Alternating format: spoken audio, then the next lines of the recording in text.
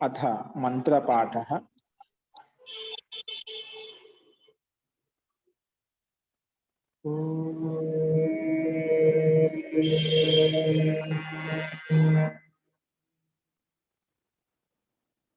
सहनाववतु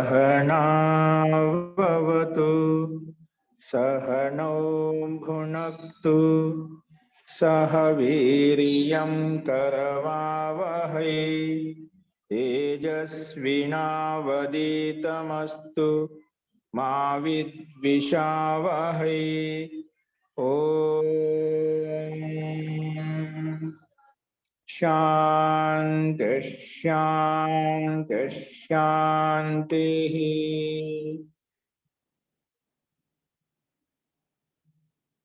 सर्वेभ्यो नमः। अंदरिकी नमस्कारम अंडी।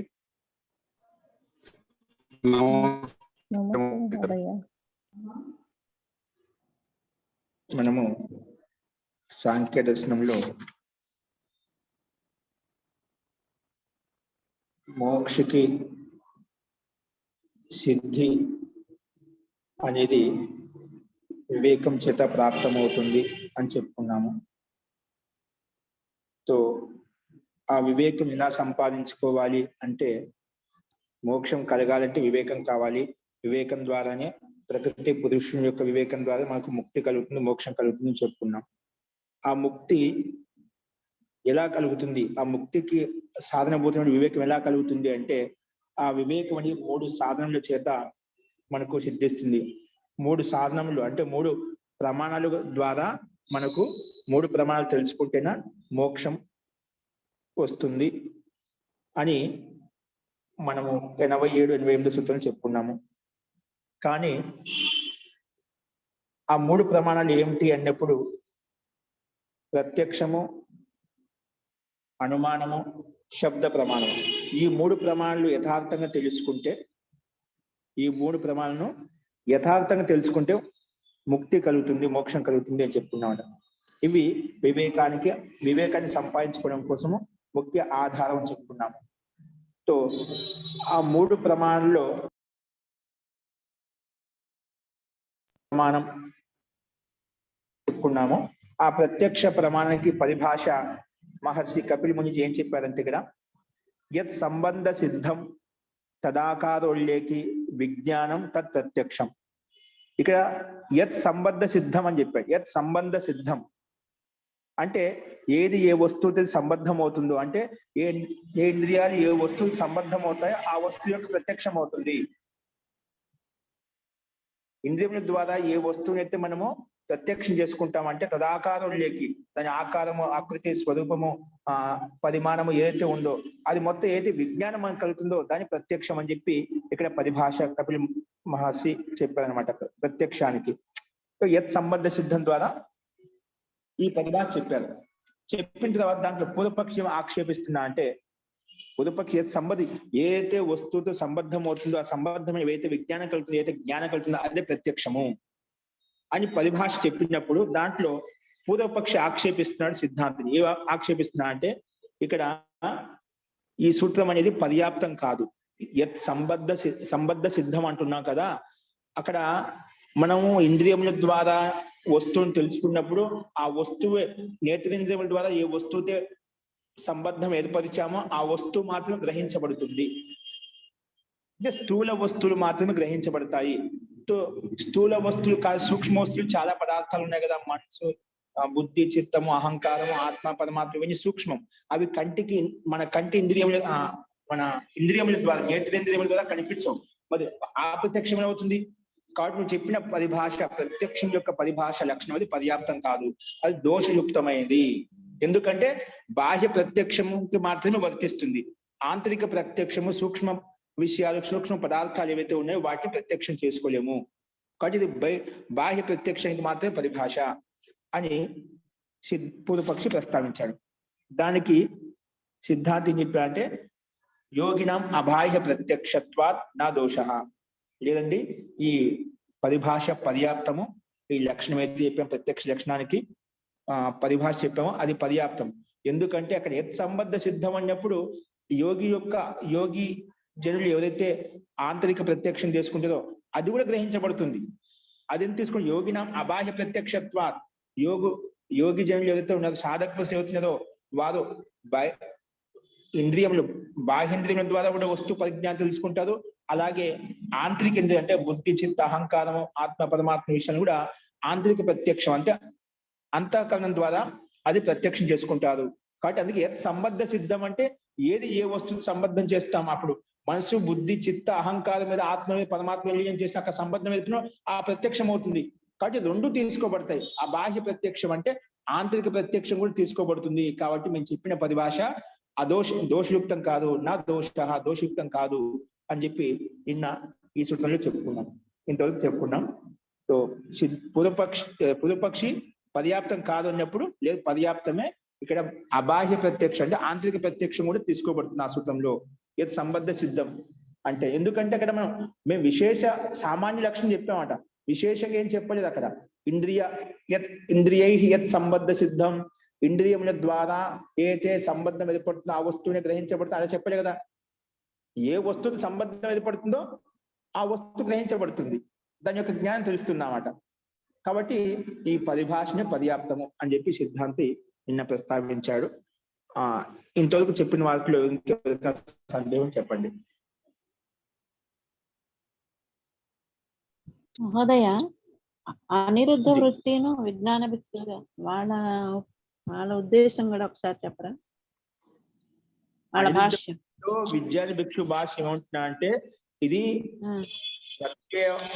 ప్రత్యక్షానికి ప్రమాణం, ప్రత్యక్ష ప్రమాణానికి ఏదో పరిభాష చెప్పామో, డెఫినేషన్ చెప్పామో, అది డెఫినేషన్ పర్యాప్తం కాదు. దానితో కేవలము మన కంటితో ఏ వస్తువును చూస్తామో ఆ వస్తువును చూసినప్పుడు ఆ వస్తువు యొక్క పరిజ్ఞానం అవుతుంది.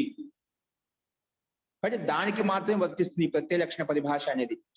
డెఫినేషన్ అనేది కేవలము బయట మన ఇంద్రియముల చేత, శ్రోత్రముల చేత ఏ వస్తువును చూస్తామో, ఏ శబ్దాన్ని అయితే వింటామో అది మాత్రమే గ్రహించబడుతుంది. కనిపించనివి, విననివి ఎన్నో సూక్ష్మమైన పదార్థాలు ఉంటాయి కదా, అవి ఎలా తెలుస్తాయి? ఇక సూత్రంలో ఇచ్చిన పరిభాష పర్యాప్తం కాదు, అవి కనిపించవు. విజ్ఞాన భిక్షు భాషలో వాళ్ళు అనిరుద్ధ భాషను అదే అంటున్నారు వాళ్ళు. ఇది సూత్రం పర్యాప్తం కాదు. కపిల్ మహర్షి రాసినటువంటి సూత్రము ప్రత్యక్ష ప్రమాణిక ఏదైతే ఉండదు పర్యాప్తం కాదు, దోషయుక్తం. కేవలం బాహ్యేంద్రియ ప్రత్యక్షం మాత్రం అవుతుంది, ఆంతరిక ప్రత్యక్ష ఇంద్రియం కాదు. ఇది ఇద్దరి యొక్క విజ్ఞాన భిక్షు అనిరుద్ధ భాషలో వాళ్ళు స్వీకరించింది. దానికి సమానం లేదు. ఇది రెండు వర్తిస్తారు. రెండు బాహ్య ప్రత్యక్షం తీసుకున్న ఆంతరిక ప్రత్యక్షం అదే సూత్రంలో వర్తిస్తుంది. అక్కడ మీరేం పరిభాష విశేషం అని చెప్పలేదు, ఇంద్రియ ప్రత్యక్షం అని చెప్పలేదు. అక్కడ ఇంద్రియ శబ్దం అక్కడ తీసుకోబడలేదు. ప్రత్యక్ష పరిభాషలో ఇంద్రియ శబ్దం విశేషంగా తీసుకుంటే నిజంగా అది ఖచ్చితంగా అది అక్కడ సీమితం అయిపోయేది. ఇంద్రియాన్ని విశేష శబ్దం తీసుకున్నాం కాబట్టి ఇంద్రియముల ద్వారా ఏదైతే ప్రత్యక్షం అవుతుందో అదే తీసుకోబడుతుందని చెప్పి ఇక్కడ ఇంద్రియం అనే శబ్దం తీసుకోబడలేదు కదా సూత్రంలో. కాబట్టి ఎందుకంటే ఏదైతే విశేషం ఉంటుందో, ఏదైతే విశేషంగా ఉంటుందో అది ఒకే దేశంలో వర్తిస్తుందట. ఏ సామాన్యం ఉందనుకో అన్నిటితో వర్తిస్తుంది. ఏదైనా సామాన్య పరిభాష ఉందనుకోండి అందరితో వర్తిస్తున్నమాట, అన్ని విషయాలతో వర్తిస్తుంది. అది విశేషంగా ఉన్నప్పుడు అది ఏదో ఒక స్థాన విశేషంలో బంధింపబడుతుంది అన్నమాట. అక్కడ విశేషం ఇంద్రియ సంబంధ సిద్ధం, ఇంద్రియ శబ్దం తీసుకోలే. ఇంద్రియముల ద్వారా ఏదైతే సంబంధం ఏర్పడుతుందో ఆ వస్తువు యొక్క పరిజ్ఞానం ద్వారా ఏదైతే ప్రత్యక్షం అవుతుందో అదే ప్రత్యక్షం. ఇక్కడ ఏం చెప్పలేదు మనం.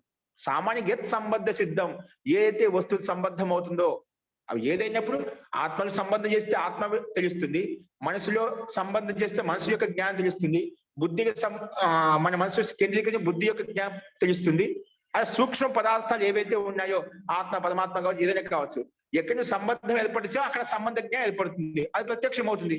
కాబట్టి మేము చెప్పిన భాష పర్యాప్తము. విజ్ఞాన భిక్షు అనిరుద్ధ భాష ఇది పర్యాప్తం కాదు అని ఖండిస్తున్నారు. అస్తు.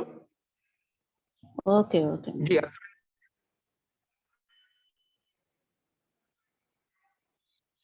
అర్థమైందండి?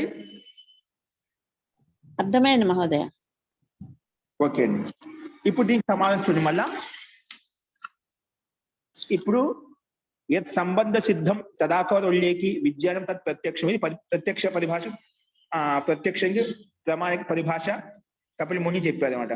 అది ఖండించేది కాదు అంటే లేదు యోగినం అబాహ్య ప్రత్యక్షత్వ, యోగులకు అబాహ్య ఆంతరిక ప్రత్యక్షం కూడా అది కూడా స్వీకరించబడుతుంది. అందుకే మేము చెప్పిన పరిభాష దోషయుక్తం కాదు. దాని పుష్టి కోసం ఈ సూత్రం చెప్పబడింది, యోగినం అబాహ్య ప్రత్యక్షత్వం అని చెప్పి.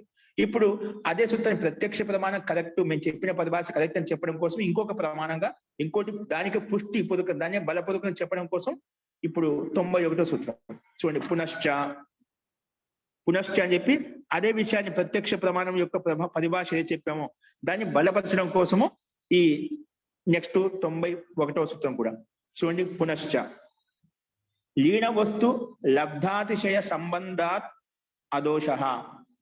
లీన వస్తు లబ్ధాతిశయ సంబంధాత్ అదోషః, ఇది మనం చెప్పుకోవాల్సిన విషయము. ఇక్కడి నుంచి మీరు గమనించండి. అస్తు లీన వస్తు అలబ్ధాతిశయ సంబంధాద్వా అదోషః. లీన వస్తు అంటే సూక్ష్మ వస్తు, సూక్ష్మ పదార్థాలు.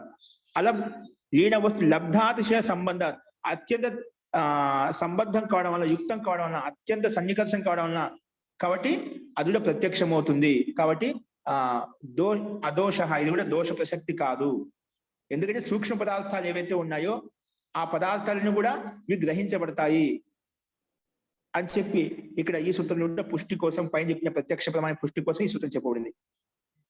ఏంటి ఆ లీన వస్తు ప్రత్యక్షంగా సూక్ష్మ పదార్థం అనేటివి, అవి భాషణ చూద్దాం. అథవా లేదా అంటే పైన యోగినం అబాహ్య ప్రత్యక్షత్వాత్ నా దోష, యోగులకు ఆంతరిక ప్రత్యక్షం కూడా అవుతుంది, దోషం కాని చెప్పారు. మళ్ళీ అదే ఆ చెప్పిన తర్వాత దాన్ని ఇంకో రకం చెప్తున్నాడు, అదే పుష్టి కోసం ఇంకో రకం. అథవా లేదా లీన వస్తు లబ్ధాతిశయ సంబంధాత్ అదోషః. ఏంటది లీన వస్తువు అంటే చెప్తున్నా ఇక్కడ. లీనానం అంటే ఏమిటి? సూక్ష్మానం అంటే సూక్ష్మ పదార్థాలు. సూక్ష్మానం అంటే అతీంద్రియానం కింద చూడండి, 3 రకాలు విడుకుంటాయి. లీనానం అంటే సూక్ష్మానం అంటే సూక్ష్మ పదార్థాలు. సూక్ష్మ పదార్థాలు ఏంటివి? అతీంద్రియానం, మన ఇంద్రియముల ద్వారా ఏదో చూడలేమో, కంటి ద్వారా చూడలేమో, చెవుల ద్వారా వినలేమో, నాలుక ద్వారా దాన్ని రుచి చూడలేమో, అట్లా అతీంద్రియాల విషయాలు ఏవైతే ఉన్నాయో. సూక్ష్మానం అంటే అతీంద్రియానం, మన పంచేంద్రియాల ద్వారా, కర్మేంద్రియం ద్వారా, మనసు ద్వారా మనము చూడలేము. అతీంద్రియానం వస్తునాం లబ్ధః, అతీంద్రియ వస్తువులు ఏవైతే ఉన్నాయో అవి లబ్ధ, అది ప్రత్యక్షం అవుతున్నమాట. లబ్ధ అతిశయో అప్రతిబద్ధో నిరంతరం ఆత్మీయకృత సంబంధో భవతి. ఇవి ఏమవుతాయంట? అతీంద్రియ సూక్ష్మ విషయాలు, సూక్ష్మ పదార్థాలు ఏవైతే ఉన్నాయో వస్తున్నాం లబ్ధ అతిశయంగా, అత్యంత అతిశయంగా, అప్రతిబద్ధంగా, ప్రతిబంధంగా ఉండ, అప్రతిబద్ధంగా అంటే నిరాటంకం, ఎటువంటి ఆటంకం లేకుండా నిరంతర ఆత్మీకృత. ఆత్మీకృత డైరెక్ట్ ఆత్మసాతం అవుతుంది, ఆత్మకృతం అవుతుంది అంటే ప్రత్యక్షం అవుతుంది. ఆత్మలో సమాధి ద్వారా, ఆంతరిక ఇంద్రియం ద్వారా అది ప్రత్యక్షం అవుతుంది. ఆత్మీకృత సంబంధ భవతి అంటే లీన వస్తు పదార్థాలు ఏవైతే, సూక్ష్మ పదార్థాలు ఏవైతే ఉన్నాయో, అతీంద్రియంలో వస్తువులు అంటే కంటికి కనిపించే, మన స్థూలంగా ఉండే కంటికి కనిపించే పదార్థాలు ఏవైతే ఉన్నాయో అవన్నీ కూడా లబ్ధాతిశో అప్రతిబద్ధో నిరంతరం ఆత్మీకృత సంబంధం భవతి. ఆత్మకు డైరెక్ట్ గా ప్రత్యక్షం అవుతూ ఉంటాయి, సాక్షాత్ ప్రత్యక్షం అవుతుంది. సమాధి ద్వారా, అతీంద్రియముల ద్వారా ఆ యోగులకు, సాధకులకు అవి ప్రత్యక్షం అవుతాయి, సంబంధం భవతి. ఎందుకంటే యోగినాం యథా ఉక్తం, యోగుల విషయంలో ఆ సూక్ష్మ పదార్థాలు, సూక్ష్మ విషయాలు ఏవైతే ఉన్నాయో, అతీంద్రియ విషయాలు ఏవైతే ఉన్నాయో అవి ఎంత సూక్ష్మమైనప్పటికీ కూడా యథా ఉక్తం యోగదర్శనే పరమాణు పరమ మహత్వంతో అస్య వశీకారః. ఇక దానికి ప్రమాణంగా యోగ దర్శనం యొక్క సూత్రం చెప్పామట. ఎందుకంటే యోగులకు, సాధకు సూక్ష్మాది సూక్ష్మ లీన వస్తువులు ఏవైతే ఉన్నాయో, పదార్థాలు ఏవైతే ఉన్నాయో అవి పరమాణు పరమ మహత్వంతో అస్య వశీకర. సూక్ష్మాది సూక్ష్మ పదార్థాలు ఏవైతే ఉన్నాయో అవన్నీ కూడా అంటే అణు పరమాణులు ఏవైతే ఉన్నాయో అవన్నీ కూడా ఆ యోగికి ప్రత్యక్షం అవుతాయి. పరమాణు పరమ మహత్వంతో అస్య వశీకర అంటే ఆ సూక్ష్మ పదార్థాలు ఇతని వశీకరం అవుతాయన్నమాట, ఆ యోగికి వశీభూతం అవుతాయన్నమాట. సూక్ష్మ పదార్థమైన కూడా ఆంతరికం ద్వారా, ఆంతరిక ప్రత్యక్షం ద్వారా ప్రత్యక్షం అవుతాయి అని లీన వస్తువు పదార్థాలు కూడా అదే విధంగా ప్రత్యక్షం అవుతాయి యోగికి అని చెప్పి పుష్టిగా ఇక్కడ యోగ దర్శనం యొక్క ప్రమాణంగా చూపించదన్నమాట. సో పరమాణు పరమ మహత్వంతో అస్య వశీకారః భవతి అంటే ఈ యోగికి సూక్ష్మ పదార్థాలు కూడా వశీకారం అవుతాయి, అంటే తన ఆధీనంలోకి వస్తాయి. కాబట్టి పైన చెప్పిన ప్రత్యక్ష లక్షణం యొక్క పరిభాష పర్యాప్తము, దోషయుక్తం కాదు అని చెప్పాడు. ఇది ఇది హేతో ఉక్త ప్రత్యలక్షణ అదోష అంటే నా దోషో అస్తి. కాబట్టి ఇది హేతు ఈ కారణం చేత, ఏ కారణం చేత మన ప్రత్యక్షమయం ఏం చెప్పాను, పరమాణు పరమ మహత్వాంతో అస్య వశీకరణ సూక్ష్మ పదార్థాలు ఈ యోగికి ప్రత్యక్షమవుతాయి. ఈ కారణం చేత ప్రత్యలక్షణే అదోష, ప్రత్యలక్షణ పరిభాషలో అయితే మనం లక్షణం చెప్పామో అది అదోష, దోషయుక్తం కాదు. అంటే నా దోషో అస్తి, దాంట్లో దోషం లేదు అనే విషయాన్ని గోదక చెప్పాడు. నా దోషో అస్తి, దోషం లేదు అని చెప్పి ఈ సూత్రం యొక్క అభిప్రాయం వ్యక్తపరిచారు. ఎందుకంటే సూత్రే నిరంతర ఆత్మ సంబంధ సిద్ధత్వాత్, ఈ సూత్రంలో నిరంతరంగా ఆత్మకు డైరెక్ట్ గా సంబంధం ఏర్పడుతున్నమాట. ఆంతరిక ప్రత్యక్షం ద్వారా ఆ సూక్ష్మ పదార్థాలు ఏవైతే ఉన్నాయో అక్కడ యోగి డైరెక్ట్ నిరంతర ఆత్మ సంబంధ సిద్ధత్వ, ఆత్మతో సంబంధం ఏర్పడుతున్నాయి. అక్కడ వస్తువుల సంబంధం ఏర్పడుతున్నాడ. లౌకిక ప్రత్యక్షం ఏంది, మన ఇంద్రియములు నేత్రేంద్రియ గోళకములు ఆ వస్తువును చూసినప్పుడు ఆ వస్తువు యొక్క ప్రత్యక్షం అవుతుంది, ఆ వస్తువుల ప్రత్యక్షం అవుతుంది, కంటి ద్వారా ప్రత్యక్షం అవుతుంది. ఇక్కడ ఆత్మ ప్రత్యక్షం అవుతుంది, డైరెక్ట్ గా ఆత్మ ప్రత్యక్షం చేసుకుంటున్నమాట. అందుకే నిరంతర ఆత్మ సంబంధ సిద్ధత్వ, నిరంతరంగా ఎల్లప్పుడూ ఆత్మ దాన్ని ప్రత్యక్షం చేసుకుంటుంది సమాధి ద్వారా, ఆంతరిక ప్రత్యక్షం ద్వారా. కాబట్టి నిరంతర ఆత్మ సంబంధ సిద్ధత్వ దోష నిరాకరణం ఇది విశేష. కాబట్టి ఆ దోషం నిరాకరించబడింది. ఏ దోషము, పూర్వపక్షి అంటున్నాడు కదా, ఈ ప్రత్యక్ష ప్రమాణం పర్యాప్తం కాదు, కేవలం లౌకిక ప్రత్యక్షం అవుతుంది అంటే స్థూల పదార్థాలు మాత్రమే ప్రత్యక్షం అవుతాయి, సూక్ష్మ పదార్థాలు ప్రత్యక్షం కావంటున్నాయి కదా. లేదు, సూక్ష్మ పదార్థాలు కూడా ప్రత్యక్షం అవుతాయి ఆ యోగికి, అది కూడా తీసుకోబడుతుంది అని చెప్పి. అందుకే నువ్వు చెప్పిన దోషం దోషయుక్తంగా దోష పరిహార, అది దోషం పరిహారం చేయబడింది అంటే ఖండించబడింది అని చెప్పి. ఎందుకంటే నిరంతర ఆత్మ సంబంధ సిద్ధం, నిరంతరంగా ఆత్మ సంబంధం ఏర్పడుతుంది కాబట్టి దోష నిరాకరణం, ఇది దోషం నిరాకరించబడింది, ఇది విశేష, ఇది ఇక్కడ విశేషం అన్నమాట అని ఇంతవరకు ఈ సూత్రం యొక్క అర్థం చెప్పారు. ఇంత అర్థం చెప్పిన తర్వాత మళ్ళీ ఇదే విషయంలో అనిరుద్ధ వృత్తి భాష్యంలో, విజ్ఞాన భిక్షు భాష్యంలో ఏ రకంగా దీన్ని నిరాకరించాలో దానికి ఏ రకంగా సమానం చెప్పుకుంటూ వస్తారు బ్రహ్మమణి భాష్యంలో, అది మనం ఇక్కడ నుంచి వారి భాష్యకారుల యొక్క టీకా టిప్పణి అనేది మనం ఇక్కడ చూస్తామండి. అస్తు, ఇంతవరకు మన సూత్రం యొక్క అర్థం చెప్పుకున్నాం. ఇప్పుడు దీని యొక్క అనిరుద్ధ వృత్తి భాషలో, విజ్ఞాన వృత్తి భాషను ఏ విధంగా దాన్ని ప్రస్తావించదో అది చూద్దాం. సింపుల్ గానే ఉంటుంది, ఒకసారి గమనించండి, ప్రయత్నం చేయండి. ఇక్కడ వరకు 90 సూత్రం యొక్క అర్థమవుతుందిగా, లీన వస్తు లబ్ధాతిశయ సంబంధాత్, ఆ లీన వస్తువులే సూక్ష్మ వస్తువులు అంటే అతీంద్రియ వస్తువులు ఏవైతే ఉన్నాయో అవి లబ్ధాతిశయ సంబంధాద్వా, అంటే లబ్ధ అంటే అత్యంత సూక్ష్మ పదార్థాలు కూడా అవి ప్రత్యక్షమయ్యాయి. ఎలా ప్రత్యక్ష, ఆత్మతో ప్రత్యక్షమే అంట, సమాధి ద్వారా అంతకం ద్వారా ప్రత్యక్షమయ్యాయి. కాబట్టి అదోష, దోషయుక్తం కాదు. మేము చెప్పిన పరిభాష పర్యాప్తము, అవి ఆంతరిక ప్రత్యక్షం కూడా తీసుకోబడుతుంది అనే పైన చెప్పిన సూత్రానికి మరి ఇంకో రకంగా చెప్పారంటే సూక్ష్మ పదార్థాలు కూడా గ్రహించబడతాయి, ప్రత్యక్షం చేసుకోబడతాయి. ఎందుకంటే యోగికి ఆ సామర్థ్యం ఉంటుంది. పరమాణు పరమ మహత్వాంతో అస్య వశీకర అని చెప్పి యోగ దర్శనం యొక్క సూత్రం యొక్క ప్రమాణం కూడా ఇక్కడ ఉల్లేఖించారనమాట. ఇప్పుడు అనిరుద్ధ వృత్తి భాషను ఈ విధంగా దీనిపైన ఏం చెప్పారు చూద్దాం. చూడండి, ఇక్కడ నుంచి భాష్య టీకా టిప్పణి. అనిరుద్ధ వృత్తో విజ్ఞాన భిక్షు భాష్యేచ, అనిరుద్ధ వృత్తిలో అంటే ఏ విధంగా బ్రహ్మముని భాష ఉందో అట్లాగా అనిరుద్ధ వృత్తిలో ఈ సూత్రాల మీద ఏం వ్యాఖ్యానం చేసిన వాళ్ళు, ఇక్కడ ఏవైతే సూత్రాలు ఉన్నాయో వాటి మీద ఏ వ్యాఖ్యానం చేసి ఏ అర్థం అనర్థంగా రాశారో చెప్తున్నాను. అక్కడ అనిరుద్ధ వృత్తో విజ్ఞాన భిక్షు భాష్యేచ అత్ర ప్రత్యక్షత్వాత్ న దోషః. ఓకే, ప్రత్యక్ష లక్షణ ప్రసంగే నితాంత అసత్య కల్పన కృత. అనిరుద్ధ వృత్తో విజ్ఞాన భిక్షు భాష్యేచ అత్ర, ఈ రెండు భాష్యములలో ప్రత్యక్ష లక్షణ ప్రసంగే అంటే ప్రత్యక్ష ప్రమాణిక లక్షణం ఏది చెప్పుకున్నామో, ఏది యత్ సంబంధ సిద్ధం తదాకారోల్లేకి విజ్ఞానం తద్ ప్రత్యక్షం, ఏదో ప్రత్యక్ష లక్షణ పరిభాష చెప్పామో ఆ ప్రత్యక్ష లక్షణ పరిభాష విషయంలో చెప్తున్నామట. ప్రత్యక్ష లక్షణ ప్రసంగే నితాంతం సర్వదా అసత్య కల్పన కృతవిలో, అసత్య కల్పన చేసేదాన్ని సత్యయుక్తమైన కల్పన చేయలేదు, ఊహ చేయలేదన్నమాట. యుక్తిపూర్వకమైనటువంటి యుక్తి కాకుండా అని యుక్తి రహితమైనటువంటి అంటే అసత్య కల్పన చేశారు. నితాంతం అసత్య కల్పన కృత, అసత్యం కల్పన ఊహించదన్నమాట. ఏంటది చూడండి. తత్ర యోగినాం అబాహ్య ప్రత్యక్షత్వ నా దోష. 90 సూత్రం చెప్తున్నాం దీనిపై. ఇది యోగినాం అబాహ్య ప్రత్యక్షత్వ నా దోష, యోగులకు అబాహ్య ప్రత్యక్షం అంటే ఆంతరిక ప్రత్యక్షం కావడం వలన ఇది పైన చెప్పిన దోషయుక్తం కాదు, అది పర్యాప్తము, అది దోషం కాదు, సదోషము దోషరహితమైంది అని చెప్పి 90 సూత్రాలు చెప్పుకున్నాం. ఇది సూత్రం ఉభయత్ర పూర్వ ప్రత్యయ లక్షణాత్ భిన్న విషయకం వ్యాఖ్యాతం. ఇక్కడ ఈ సూత్ర ఉభయం, ఇక్కడ ఈ సూత్రం ఆ సూత్రము పూర్వ ప్రత్యక్ష లక్షణాత్ భిన్నం విషయకం వ్యాఖ్యాతం. ఇక్కడ భిన్నంగా వ్యాఖ్యానించాలి. ఏ విధంగా వ్యాఖ్యానించాలంటే యత్ ఈ 2 సూత్రాల విషయంలో విజ్ఞాన భిక్షు భాష్యంలో ఆరు అనిరుద్ధ వృత్తి భాష్యంలో ఉభయత్ర పూర్వ ప్రత్యక్ష లక్షణాత్ భిన్నం, పూర్వ ప్రత్యక్ష లక్షణం ఏదైతే ఉందో ఆ విషయానికి భిన్నంగా పూర్వ ప్రత్యక్ష లక్షణ భిన్నం విషయకం వ్యాఖ్య భిన్నంగా వ్యాఖ్యానించారు. ఏ విధంగా వ్యాఖ్యానించారు? స్లైడ్ మార్చండి లక్ష్మి గారు.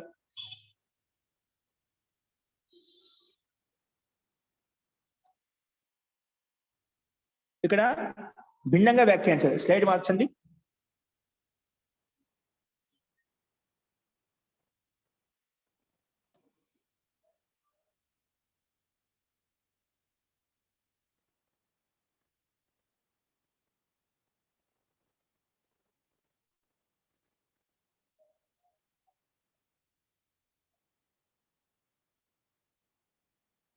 చూడండి కనిపిస్తుంది ఇక్కడ. పూర్వ ప్రత్యక్ష లక్షణ భిన్నం విషయకం వ్యాఖ్యాతం, భిన్నంగా వ్యాఖ్యానించారు. ఏంటి భిన్నంగా వ్యాఖ్యానించారు? యత్ పూర్వం తు ఐంద్రియకస్య బాహ్యేంద్రియ సాధ్యస్య లౌకికస్య ప్రత్యక్షస్య లక్షణం ఉక్తం. పూర్వం తు ముందే చెప్పాము, ఐంద్రికస్య బాహ్యేంద్రియ సాధ్యస్య లౌకికస్య ప్రత్యక్షస్య లక్షణం ఉక్తం. అంటే ఇంద్రియముల ద్వారా, అంటే ఏ ఇంద్రియములు? బాహ్యేంద్రియముల ద్వారా సాధ్య లౌకికస్య, సాధ్యస్య అంటే లౌకికస్య అంటే లౌకిక వస్తువులు, స్థూల వస్తువులు ఏవైతే ఉన్నాయో లౌకికస్య ప్రత్యక్షస్య లక్షణం ఉక్తం. అంటే బాహ్యేంద్రియముల ద్వారా అయితే ప్రత్యక్షం అవుతుందో ఆ ప్రత్యక్షం యొక్క లక్షణమే చెప్పుకున్నామట. నా యోగినాం ప్రత్యక్షస్య అబాహ్య యోగినాం ప్రత్యక్షస్య అబాహ్యస్య. అక్కడ పూర్వంలో చెప్పిన పరిభాషలో పూర్వపక్షి విజ్ఞాన భిక్షు భాషలో అనిరుద్ధ వృత్తి భాషలో ఏం చెప్పేవాళ్ళు? కేవలం బాహ్య ప్రత్యక్షము, బాహ్య ఇంద్రియముల ద్వారా అయితే ప్రత్యక్షం అవుతుందో అదే ప్రత్యక్షము అవుతుంది అని చెప్పి అక్కడ లక్షణం వాళ్ళు చెప్పారన్నమాట. ఆ సూత్రం యొక్క అర్థము కేవలం బాహ్య ప్రత్యక్షం అవుతుంది, ఆంతరిక ప్రత్యక్షం కాదు చెప్పి అక్కడ లక్షణం చేశారన్నమాట. నా యోగినాం ప్రత్యక్షస్య అబాహ్యస్య, యోగులకు ఆంతరిక ప్రత్యక్షం అవుతుంది కదా, ఆ విషయంలో వాళ్ళు వ్యాఖ్యానించలేదు. కాబట్టి బాహ్య ప్రత్యక్ష లక్షణం ఇదం లౌకికం, యోగి ప్రత్యక్షంతో అబాహ్యం అలౌకికం చ. ఎందుకంటే బాహ్య ప్రత్యక్షం లౌకికం అంటే స్థూల పదార్థాలకు మాత్రం ప్రత్యక్షం అవుతుంది, యోగులకు మాత్రము యోగి ప్రత్యక్షంతో అబాహ్యం అంటే అబాహ్యం అంటే ఆంతరిక ప్రత్యక్షం అంటే అలౌకిక ప్రత్యక్షం. వాళ్ళకి సూక్ష్మ పదార్థాలు ఏవైతే ఉన్నాయో అవి కూడా ప్రత్యక్షం అవుతాయి. కాబట్టి అతో నా అవ్యాపకత్వ దోష, అందుకంటే వ్యాపకత్వ దోషం అంటే ఇక్కడ ఏమి లేదు అని చెప్పి ఇక్కడ అనిరుద్ధ వృత్తి భాషలు ఈ విధంగా చెప్పామంట. కాబట్టి అక్కడ బాహ్య ప్రత్యక్షం ద్వారా ప్రత్యక్షం అవుతుంది, ఆంతరిక ప్రత్యక్షం చెప్పలేదు. కాబట్టి అవ్యాపకత దోషం ఇక్కడ లేదని చెప్పి చెప్పామంట. మరి ఈ విషయంలో విజ్ఞాన భిక్ష ఏమంటున్నారు అది చెప్తున్నారు. చూసుకోండి. ఐంద్రియ ప్రత్యక్షం ఏవ అర్థ లక్ష్యం. విజ్ఞాన అనిరుద్ధ వృత్తి భాష్యంలో అక్కడ అదే చెప్పాడు, బాహ్య ప్రత్యక్షం ద్వారా అయితే ప్రత్యక్షం అదే ప్రత్యక్షం. ఇక్కడ విజ్ఞాన భిక్ష భాష ఏమంటున్నా అదే చెప్తున్నాడు. ఐంద్రిక ప్రత్యక్షం ఏవ అర్థ లక్ష్యం, ఇంద్రియం ద్వారా అయితే ప్రత్యక్షం అవుతుందో అదే ఇక్కడ లక్ష్యము సూత్రంలో. ఎందుకంటే యోగినశ్చ అబాహ్య ప్రత్యక్షక, యోగులు ఎందుకు అబాహ్య ప్రత్యక్షం అంటే ఆంతరిక ప్రత్యక్షం వల్ల అంతర్ముఖంగా ఆంతరికంగా ప్రత్యక్షం అవుతుంది కాబట్టి అబాహ్య ప్రత్యక్షక అతో నా దోష. కాబట్టి అది దోషయుక్తం అని చెప్పారు కదా, అది మా దోషయుక్తం కాదు. అంటే బ్రహ్మమణి భాష చెప్పారా దోషయుక్తంగా అసత్య కల్పన చేశారని చెప్పారా, అది దోషయుక్తం కాదండి. అక్కడ బాహ్య ప్రత్యక్షమే తీసుకోబడింది. ఆ బాహ్య ప్రత్యక్షం యొక్క లక్ష్యమే బాహ్యం యొక్క బాహ్యేంద్రియం ద్వారా ఏది ఉత్పన్నమవుతుందో జ్ఞానం ఏర్పడుతుందో అదే లక్ష్యము. కాబట్టి నా దోషయుక్తం కాదు. ఈ 2 సూత్రాల్లో ఈ రకంగా ఏం చెప్పారు, బాహ్య ప్రత్యక్షం అని చెప్పి చెప్పబడింది అన్నమాట విజ్ఞాన భిక్షు భాషలో కూడా. ఇప్పుడు ఈ విషయాలు చెప్తున్నాడు. పునశ్చ లీన వస్తు లబ్ధాతిశయ సంబంధాద్వా అదోష ఇది సూత్రే యోగినాం ప్రత్యక్షస్యాపి లక్షణం మతం తస్మిన్నేవ ఏకస్మిన్ సూత్రే అథవా లక్షణేన యోగి ప్రత్యక్షాపి సంగ్రహ ఇది పక్షాంతరమాహ. అంటే ఇక్కడ మన విజ్ఞాన భిక్షు పునశ్చ ఇప్పుడు బ్రహ్మముని ఏం చెప్తున్నట్టు ఆ విషయంలో ఇక్కడి నుంచి పునశ్చ అని చెప్పి లీన వస్తు పని ఇప్పుడు చెప్పుకునేది 91 సూత్రము. లీన వస్తు లబ్ధాతిశయ సంబంధాద్వా అదోష. ఇప్పుడు సూక్ష్మ పదార్థాలు కూడా అతిశయం కావడం వల్ల ప్రాప్తం కావడం వల్ల అది దోషయుక్తం కాదు ఈ సూత్రంలో. అథవా పైన చెప్పిన సూత్రం లక్షణేన అంటే యోగి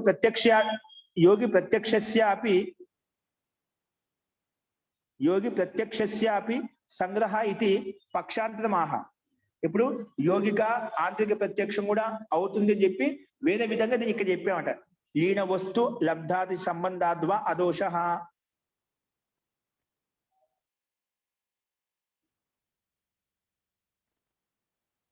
అంటే విజ్ఞాన భిక్షు మాస్టర్ ఏమంటున్నా అంటే ఇక్కడ పూర్వపక్షి ఏదైతే సిద్ధాంతి ఇక్కడ ఏం చెప్పారో ప్రత్యక్షం లక్షణ పరిభాష అది పర్యాప్తం కాదు కాబట్టే ఇక్కడ లీన వస్తు లబ్ధాతిశయ సంబంధాత్ అదోష అని చెప్పి అది ఇక్కడ గ్రహించబడింది. అంటే దాని పుష్టి కోసమే ఆంతరిక ప్రత్యక్షం కూడా అవుతుంది అని చెప్పి వేద సూత్రం ద్వారా చెప్పబడింది అని చెప్పి విజ్ఞాన భిక్షు అలా చెప్పుడు వస్తున్నామట. లీన వస్తు లబ్ధాతి సంబంధాద్వా అదోష. కాబట్టి పైన చెప్పిన పర్యాప్తం కాదు కాబట్టి ఇక్కడ లీన వస్తు లబ్ధాతిశయ సంబంధాద్వా అదోష. సూక్ష్మ పదార్థాలు గ్రహించబడతాయి కాబట్టి అది మనం పృథక్ వేరే విధంగా చెప్పుకోవాలి అని చెప్పి దీన్ని దాని పుష్టి కోసం కాకుండా ప్రత్యక్ష ప్రమాణం పర్యాప్తం కాదు కాబట్టి ఆ పర్యాప్తం కోసమే దాని పూర్ణతాపూర్వక చెప్పడం కోసమే ఈ సూత్రం చెప్పబడింది అని చెప్పి ఇక్కడ అనిరుద్ధ వృత్తి భాషను చెప్పబడింది అన్నమాట. దానికి సిద్ధాంతం ఇప్పుడు చెప్తున్నాం. వాస్తవ సమాధానం ఆహా. వాస్తవిక సమాధానం ఏంటంటే లీన వస్తు లబ్ధాతిశయ సంబంధాద్వా అదోష. విజ్ఞాని భిక్షు భాషంలో కిం యత్ యోగినాం అబాహ్య ప్రత్యక్షత్వా నా దోష. ఇది కూడా 90 సూత్రం మనం చెప్పుకున్నాం.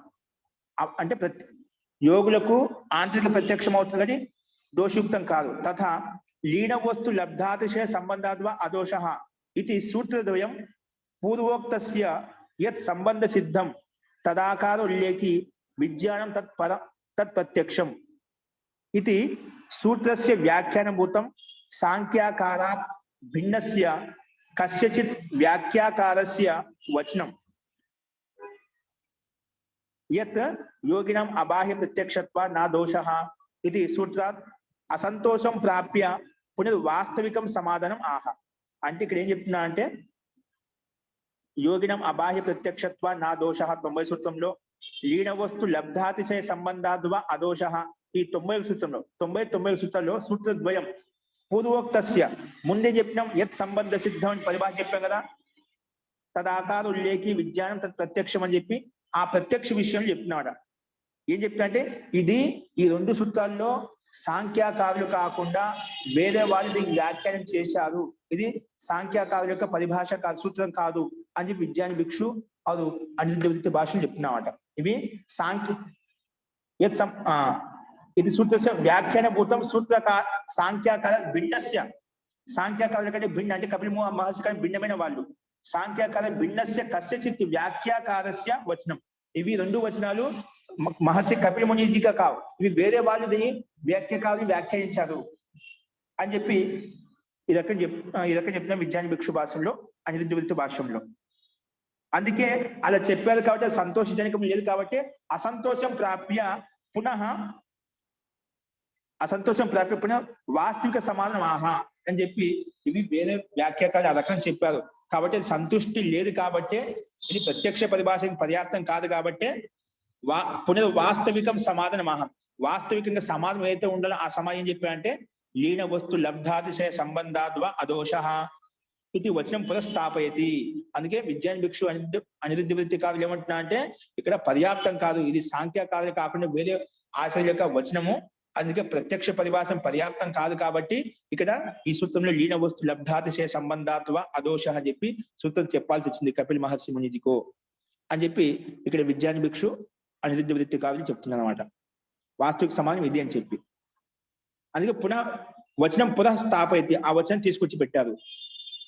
కానీ కిం సూత్రకారస్య అవాస్తవికైన సమాధానేనపి భావ్యం కానీ ఇక్కడ బ్రహ్మముని ఏమంటున్నా అంటే ఎప్పుడన్నా కానీ ఋషి మహర్షులు అలాంటి అయితే సూత్రకారం అవాస్తవికమైన అంటే వాస్తవంగా కానీ అవాస్తవికంగా చెప్తుందా?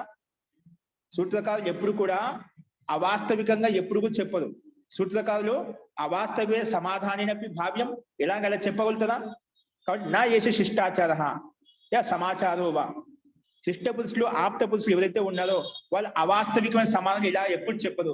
వాళ్ళు వినోదంగా చెప్పినా కూడా అది వాస్తవికమైన నిజాన్ని చెప్తారు కానీ యథార్థమైన సత్యాన్ని చెప్తారు కానీ అవాస్తవికమైన సత్యాన్ని చెప్పదు. కాబట్టి వాస్తవిక సమాధానం అని చెప్పి చెప్పాల్సిన అవసరం లేదు. ముందు చెప్పేది వాస్తవికమే, అవాస్తవికం కాదు. ప్రత్యక్ష లక్షణ పరిభాషకి ఏదైతే వాస్తవికం చెప్పామో అది వాస్తవికమే, అవాస్తవికం కాదు.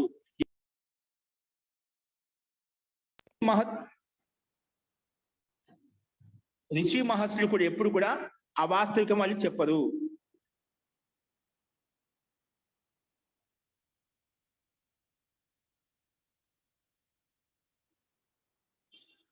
కాబట్టి నా ఏష శిష్టాచార, ఇది శిష్టాచారం కాదు. ఋషి మహర్షులు అలా చెప్పరు. కాబట్టి ఇది పైన చెప్పిన ప్రత్యక్ష లక్షణ పరిభాష అనేది వాస్తవికమే అని చెప్పి అక్కడ చెప్పబడింది. కాబట్టి నా ఏష శిష్టాచార, శిష్టాచారం కాదు. ఎవరికి సమాచారం అలాంటి వ్యవహారం కాదు. తత్ర సాక్షాత్కృతాం ఋషినం. ఎందుకంటే ఋషులు సాక్షాత్కృత ధర్మాన్ని సాక్షాత్కారం చేసుకుని వాళ్ళు చెప్తారు. ఏం చెప్పినా కూడా సాక్షాత్కారం కాకుండా వాళ్ళు ఎప్పుడు ఏది చెప్పరు, అవాస్తవికం ఏది చెప్పడు. ఎందుకంటే ఋషయ సాక్షాత్కృతో ఋషయ. ఎందుకంటే ఏ విషయమైనా ఏ మంత్రమైనా వాళ్ళు సాక్షాత్కారం చేసిన తర్వాతనే ఆత్మసాత్ చేసుకున్న తర్వాతనే వాళ్ళు ఉల్లేఖిస్తున్నమాట. కాబట్టి సాక్షాత్కృత ఋషుల యొక్క వచనం కాబట్టి అది అవాస్తవికం కాదు, వాస్తవికమే. కాబట్టి విజ్ఞాన భిక్షు భాషలో అనిరుద్ధ భాషలో వాస్తవిక సమాధానం ఇక్కడ చెప్పారని చెప్పి చెప్పడం అది యుక్తి సంగతం కాదు అని చెప్పి ఇక్కడ చెప్పారు. ఇంకా చూడండి మళ్ళీ కింద చూడండి భాష్యంలో పునశ్చ అని చెప్పి ఇక్కడ మళ్ళీ చెప్తున్నారు. యోగినం అబాహ్య ప్రత్యక్షత్వ నా దోష. యోగులకు ఆంతరిక ప్రత్యక్షం అవుతుంది కాబట్టి నా దోషయుక్తం కాదు. ఏది మన ప్రత్యక్ష లక్షణ పరిభాష ఏం చెప్తున్నామో అది దోషయుక్తం కాదు. తథా అలాగే లీన వస్తు లబ్ధాతిశయ. కింద చూడండి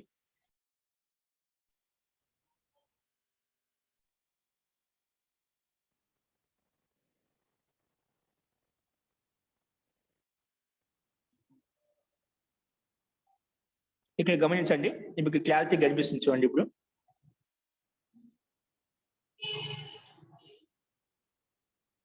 నా ఏసే శిష్టాచార అని చెప్పినాక పునశ్చ అని చెప్పి చెప్తున్నా. ఇక్కడ చూడండి ఇలా అండర్లైన్ చేశాను రెడ్ పెన్ తోటి, దానిపైన చూడండి పునశ్చ యోగినం అబాహ్య ప్రత్యక్షత్వ నా దోష తథా లీన వస్తు లబ్ధాతిశయ సంబంధాద్వా అదోష ఇది సూత్రే తు సాంఖ్యశాస్త్రస్య స్థః. ఈ రెండు సూత్రాలుగా సాంఖ్యాకారం యొక్క అంటే మహర్షి కపిల్ ముని యొక్క సూత్రాలు అన్నమాట. సాంఖ్యశాస్త్రస్య స్థః నహి కశ్చిత్ వ్యాఖ్యాకర్తు. పూర్వపక్షం అంటున్నారు అక్కడ విజ్ఞాన భిక్షు భాషల్లో, అక్కడ అనిరుద్ధ భాషల్లో ఇవన్నీ సాంఖ్యాకారుల యొక్క వచనాలు కావు, సూత్రాలు కావు. వేరే సాంఖ్యాకారులకు వేరే భిన్న వ్యాఖ్యాకారులు వ్యాఖ్యానం చేశారు అని చెప్పారు. కాదు, ఇవి సూత్రకారుల యొక్క వచనములే ఇవి. సూత్రకారులు ఎప్పుడు కూడా అవాస్తవికం చెప్పారు, వాస్తవికాలు చెప్తారు. కాబట్టి శాస్త్రస్య స్థాయి రెండు కూడా సాంఖ్య దర్శనం యొక్క సూత్రాలే. నాహి కస్యచిత్ వ్యాఖ్యాకర్త, వేరే వ్యాఖ్యానకర్త యొక్క సూత్రాలు కావు ఇవి. ఇవి మహర్షి కపిల్ మునిజిక సూత్రాలే. కాబట్టి వేరే వ్యాఖ్యాన సూత్రాలు కావు.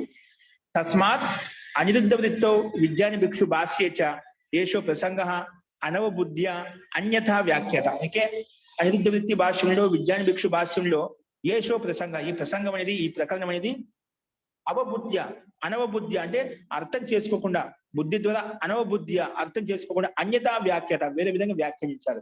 ఏ విధంగా వ్యాఖ్యానించారు? విజ్ఞాన భిక్షు భాషలో అనిరుద్ధ వృత్తి భాషలో ఇది కేవలం బాహ్య ప్రత్యక్షమే. బాహ్య ప్రత్యక్షం ద్వారా ఏదైతే ప్రత్యక్షం అదే ప్రత్యక్షం అవుతుంది. ఆంతరిక ప్రత్యక్షానికి అది పర్యాప్తం కాదు. అందుకే ఈ రెండు సూత్రాలు రచించాలని చెప్పి యుక్తి సంగతం కాదు. ఇవి రెండు కూడా మహర్షి కపిల్ మునిజిక సూత్రాలే. ముందు చెప్పిన పరిభాష పర్యాప్తము, అది దోషయుక్తం కాదు. ఆ పరిభాషనే ఆంతరిక ప్రత్యక్షం కూడా తీసుకోబడుతుంది. అందుకే ఆ వాటిని పుష్టి కోసం ఇక్కడ రెండు సూత్రాలు చెప్పబడ్డాయి. ఇవి సూత్రకారుల యొక్క వ్యాఖ్యాన సూత్రాలే అని చెప్పి ఇక్కడ చెప్పారన్నమాట. కాబట్టి వాళ్ళు విజ్ఞాన భిక్షు భాషంలో అనిరుద్ధ వృత్తి భాషంలో అనవబుద్ధి అన్యత వ్యాఖ్య వాళ్ళు అర్థం చేసుకున్న అన్యత వేరే విధంగా వ్యాఖ్యానం చేశారు. కాబట్టి అత ఏవ అగ్రే ఈశ్వర సిద్ధేహి ఇది నెక్స్ట్ 92 సూత్రం అని చెప్పుకోబోయే సూత్రం నెక్స్ట్ వస్తుంది. సూత్ర వ్యాఖ్యానమపి అయుక్తం జాతం.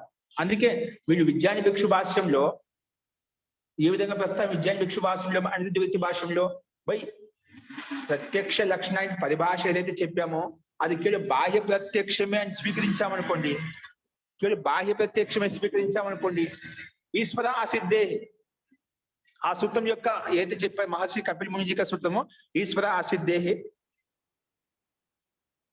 ఈశ్వరికి సిద్ధి కలగదనమాట. ఇప్పుడు ఎందుకంటే ఓన్లీ బాహ్య ప్రత్యక్షమే అవుతుంది. కంటికి కనిపించేది మనకి ప్రత్యక్షం, కంటికి కనిపించే ప్రత్యక్షం కాదనుకోండి. ఈశ్వరు అనే తత్వం అనేది మనకి కంటికి కనిపించదు. ఈశ్వరు అతీంద్రియ విషయం అంట. ఈశ్వరుని సాక్షాత్కారం చేసుకోవాలంటే, ఆ పరమేశ్వరుని సాక్షాత్కారం చేసుకోవాలంటే అంతఃకరణం ద్వారా సాధ్యం అవుతుంది. కాబట్టి ఈశ్వర అసిద్ధే ఈశ్వరస్య అసిద్ధి, ఈశ్వరికి అసిద్ధి కలుగుతుంది అని చెప్పడానికి అయుక్తి ప్రసంగం వస్తుందన్నమాట. అందుకే చాలా మంది సాంఖ్యకారులు నాస్తికులు ఈశ్వరికి సిద్ధి కలగదు, ఈశ్వరికి అస్తిత్వం లేదు ఈశ్వరికి. కాబట్టి ఇది బాహ్య ప్రత్యక్షం ద్వారా ఏది ప్రత్యక్షం అవుతుందో అదే ప్రత్యక్షము, ఆంతరిక ప్రత్యక్షం అంటూ ఏది లేదు. కాబట్టి అంటే ఈశ్వరి యొక్క అస్తిత్వం కూడా ఏమీ లేదు అని చెప్పి కొంతమంది వ్యాఖ్యానం లేదా అన్యథా వ్యాఖ్యానిస్తారనమాట. అందుకే ఈశ్వర అసిద్ధేహి ఈశ్వరుని యొక్క అసిద్ధి, ఈశ్వరికి సిద్ధి కలగదు చెప్పి స్వయం సాంఖ్యకారులే చెప్పాడు. ఇక్కడ ఈశ్వరికి సిద్ధి కలగదు, ఎందుకంటే లౌకిక ప్రత్యక్షం ద్వారా అయితే ప్రత్యక్షం అవుతుందో అదే ప్రత్యక్షము. అటువంటి ఆంతరిక ప్రత్యక్షం అంటూ మనకు కనిపించదు, ఎందుకంటే పరమాత్మ కనిపిస్తుందా, కనిపించడం లేదు అన్నమాట. అందుకని లేడు. అందుకే ఈశ్వరస్య అసిద్ధేహి ఈశ్వరికి సిద్ధి కలగదు, ఈశ్వరి యొక్క అస్తిత్వం లేదు. అందుకే ఈ రకంగా అస్తిత్వాన్ని ఖండించే విధంగా వేరే వ్యాఖ్యాకారులు ఈ విధంగా అన్యత వ్యాఖ్యానించారన్నమాట. సాంఖ్యకారులు ఈశ్వరుని యొక్క సత్తని స్వీకరించరు, నాస్తికులు అని చెప్పి చెప్తారు. కానీ ఇక్కడ ప్రసంగం ఏంటి, ఒకవేళ నువ్వు లౌకిక ప్రత్యక్షమే ప్రత్యక్షం అని చెప్పావనుకోండి, ఈశ్వర యొక్క సిద్ధి అనేది కలగదు అని పూర్వపక్షికి సమానం చెప్తున్నావట. నువ్వు అలాగా భావిస్తేనా లౌకిక ప్రత్యక్షము ఆంతరిక ప్రత్యక్షం కాదంటేనా. ఇప్పుడు ఎందుకంటే ఆంతరిక ప్రత్యక్షం కూడా ఈశ్వర యొక్క సత్తా తెలుస్తుంది, మనం ప్రత్యక్షం అవుతున్నావట. నువ్వు అది స్వీకరించబడి ఈశ్వర యొక్క సిద్ధి కలగదు. నువ్వు అలా చెప్తే ఆ రకం పూర్వపక్ష సమానం చెప్పాడు. అంతే సిద్ధాంత పక్షంలో చెప్పలేదు ఇక్కడ. అది అర్థం చేసుకోకుండా వేరే వాళ్ళు వేరే విధంగా వ్యాఖ్యానిస్తుంటారు. అదే విషయం చూడండి ఇక్కడ.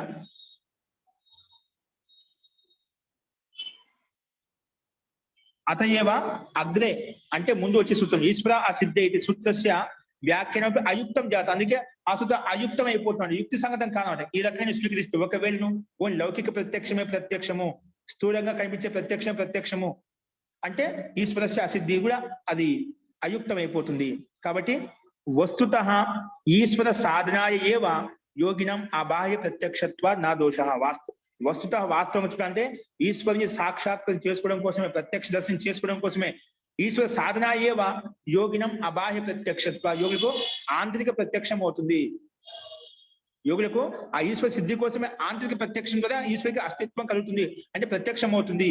కాబట్టి నా దోష తథా లీన వస్తు లబ్ధాతిశయ సంబంధాద్వ అదోష ఇది సూత్రాభ్యాం యోగినాం బాహ్య ప్రత్యక్షాపి అంతర్భావ.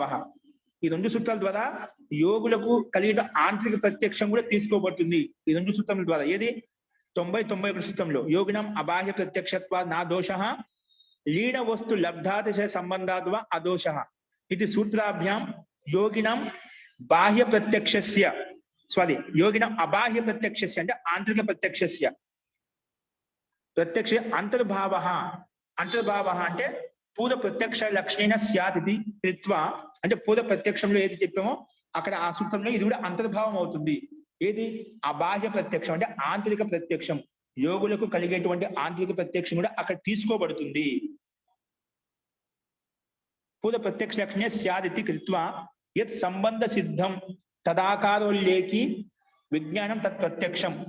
ఈ సూత్రంలో 89 సూత్రంలో యత్ సంబంధ సిద్ధం సామాన్య లక్షణ పదం రక్షితం. అక్కడ సామాన్య లక్షణ యుక్తం పదాన్ని ఇక్కడ రక్షించబడింది అన్నమాట. సామాన్యం అంటే అన్నిటికీ వర్తిస్తున్నమాట, ప్రతి ఒక్క అన్నిటితో వర్తిస్తుంది. అంటే లౌకిక ప్రత్యక్షంలో వర్తిస్తుంది, సూక్ష్మ ప్రత్యక్షంలో వర్తిస్తుంది అన్నమాట. అక్కడ విశేషం అంటే ఏం లేదు. అందుకే సామాన్య లక్షణం పదం పదం రక్షితం.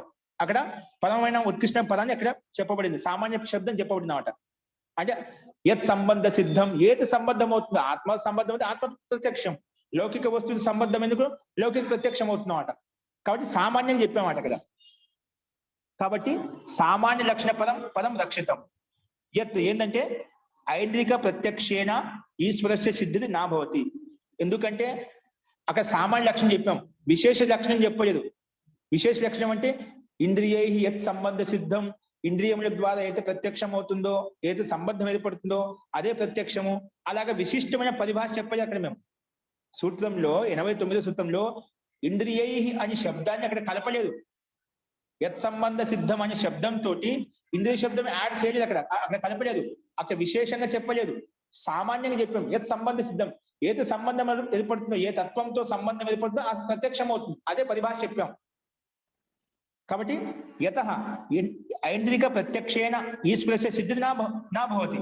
నువ్వు కేవలం ఇంద్రియ ప్రత్యక్షం ద్వారా మాత్రమే అయితే ప్రత్యక్షం అవుతుంది, అదే ప్రత్యక్షం అనుకోండి, అప్పుడు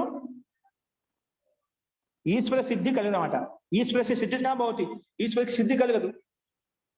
ఓన్లీ లౌకిక ప్రత్యక్షం, ఇంద్రియ ద్వారా కనిపిస్తుంది, అదే ప్రత్యక్షం అవుతుందంటే అదే ప్రత్యక్ష పరిభాష. అంటే అక్కడ ఈశ్వరస్య సిద్ధి నా భవతి, ఈశ్వరకి సిద్ధి కలగదు ఎప్పుడు కూడా మనకు. ఇంద్రియములు ఎందుకంటే సూక్ష్మ పదార్థం చూడలేవు, స్థూలంగా ఎంతో గ్రహించగలుగుతా, కొంతవరకు గ్రహించగలుగుతా కానీ సూక్ష్మంలో గ్రహించలేవు. అందుకే ఈశ్వరస్య సిద్ధి నా భవతి, ఈశ్వరకి సిద్ధి కలగదు నీ ప్రకారంగా వెళ్తేను. కాబట్టి తత్ర ఈశ్వర సిద్ధి ఈశ్వర అసిద్ధి ప్రసక్తి నా భవేత్. కాబట్టి ఈశ్వర యొక్క అసిద్ధి ప్రసక్తి కలగకుండా ఉండడం కోసమే ఈశ్వరస్య అసిద్ధి కాదంటే సిద్ధి కాదు అనే ప్రసక్తి, అలాంటి సందర్భం ఈశ్వరస్య అసిద్ధి ప్రసక్తి నా భవేత్, అలా ఉండకూడదని చెప్పే నా భవేత్. అత ఏవ యోగి ప్రత్యక్షేణ తత్ సిద్ధి భవేతి ప్రత్యక్షస్య సామాన్య లక్షణం సూత్రే నిర్దిష్టం యత్ సంబంధ సిద్ధం ఇది. అందుకే సూత్రం యత్ సంబంధ సిద్ధం అని చెప్పి అక్కడ సామాన్య పరిభాష చెప్పామట. సామాన్యంగా చెప్పాడు, సామాన్యం అంటే అన్నిటికీ వర్తిస్తుంది. అంటే ఆంతరిక ప్రత్యక్షానికి వర్తిస్తుంది, లౌకిక ప్రత్యక్షానికి స్థూల ప్రత్యక్షం కూడా వర్తిస్తుంది. విశేషంగా చెప్పింటే నువ్వు చెప్పినట్టుగా ఇంద్రియ శబ్దం తీసుకుంటే ఇంద్రియాల ద్వారా ఏదైతే ప్రత్యక్షం అవుతుందో అదే ప్రత్యక్షం, అప్పుడు నీ మాట కరెక్ట్ గా ఉండేది. కానీ అక్కడ విశేష పరిభాష సామాన్య పరిభాష చెప్పాం, సామాన్యంగా చెప్పామట. కాబట్టి ఇప్పుడు ఈశ్వర సిద్ధి విషయంలో అసిద్ధి కలగకుండా ఉండడం కోసమే ఇక్కడ రెండు గ్రహించబడి, ప్రత్యక్ష లక్షణ పరిభాషలో అక్కడ రెండు గ్రహించబడతాయి. అంటే ఆంతరిక ప్రత్యక్షం తీసుకోబడుతుంది. కాబట్టి ప్రత్యక్ష సామాన్య లక్షణం సూత్ర నిర్దిష్టం యత్ సంబంధ సిద్ధమితి. యత్ సంబంధ సిద్ధమితి అనే పదము సూత్రంలో 89 సూత్రంలో సామాన్యంగా చెప్పాం. అక్కడ విశేషం శబ్దం ఇంద్రియ అని చెప్పి యాడ్ చేయలేదు. కాబట్టి అది దోషయుక్తం కాదు, పర్యాప్తం. ఆంతరిక ప్రత్యక్షం కూడా అదే సూత్రం తీసుకోబడుతుంది అని చెప్పి ఈ సిద్ధాంతి ప్రస్తావించాడు. కానీ ఇక్కడ ఆశ్చర్యం అయితే ఒక చూడండి ఏం చెప్తున్నాడు అంటే, విజ్ఞాని భిక్షు అనిరుద్ధ వృత్తి భాష్యంలో వాళ్ళు ఏ విధంగా వ్యాఖ్యానించారంటే, ఇంత ప్రత్యక్షంగా ఉన్నప్పటికీ కూడా అది లోకంలో కూడా మనకు తెలుసు. కొన్ని సూక్ష్మ పదార్థం చూడాలంటే మనం దూరం పెట్టి సూక్ష్మ యంత్రాలు పెట్టి చూస్తామంట. అటువంటి సూక్ష్మమైనటువంటి పదార్థం తెలుసుకోవాలంటే అది సాధ్యమవుతుందా? కానీ ఆ తత్వం ఉందని అందరూ స్వీకరిస్తాం. కాబట్టి ఆంతరిక ప్రత్యక్షంగా స్వీకరించాలన్నమాట. అలా స్వీకరించకుండా ఆశ్చర్యం ఏతత్ కింద చూడండి, ఆశ్చర్యం ఏతత్ కనిపిస్తుందండి ఇక్కడ.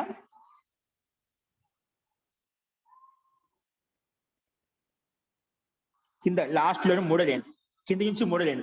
ఆశ్చర్యం హి ఏతత్ ఈశ్వర అసిద్ధేహి సూత్రావతరణి. అంటే నెక్స్ట్ రాబోతుంది 97 సూత్రము. ఈశ్వర అసిద్ధేహి సూత్రావతరణి అంటే ఈ సూత్రం యొక్క భూమికలో, ఈశ్వర అసిద్ధ ఈ సూత్రం యొక్క భూమికలో విజ్ఞాన భిక్షు ఐంద్రిక ప్రత్యక్షస్య ఈశ్వర సిద్ధౌ అవ్యాప్తి దోషం నిరాకరోతి. అవ్యాప్తి దోషం నిరాకరోతి. ఎందుకు? ఈశ్వర నిషేధాత్ అని చెప్పి ఆ రకంగా వ్యాఖ్యానించాలంట. విజ్ఞాన భిక్షు భాష్యంలో ఈశ్వర అసిద్ధే అనే సూత్రం యొక్క భూమికలు ఏం చెప్పారు? విజ్ఞాన భిక్షులో భాష్యంలో ఇంద్రియక ప్రత్యక్షస్య ఈశ్వర అసిద్ధౌ